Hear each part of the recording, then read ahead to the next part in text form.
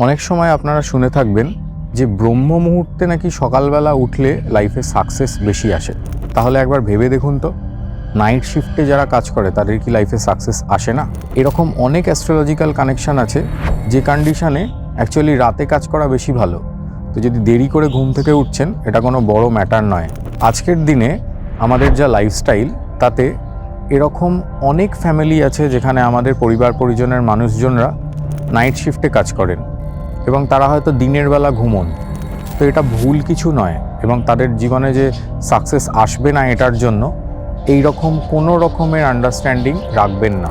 তার কারণ যখনই জন্মছকে কোনোভাবে শনি এবং চন্দ্রের দ্বারা কোনো কনজাংশন তৈরি হয় বা এই দুটো প্ল্যানেটের যদি কোনো কানেকশন তৈরি হয়ে থাকে জন্মছকে, তাহলে তাদের জন্য রাত্রে কাজ করা বেশি ভালো, এবং রাত্রে কাজ করলে তার সাকসেসও হয়তো বেশি হতে পারে।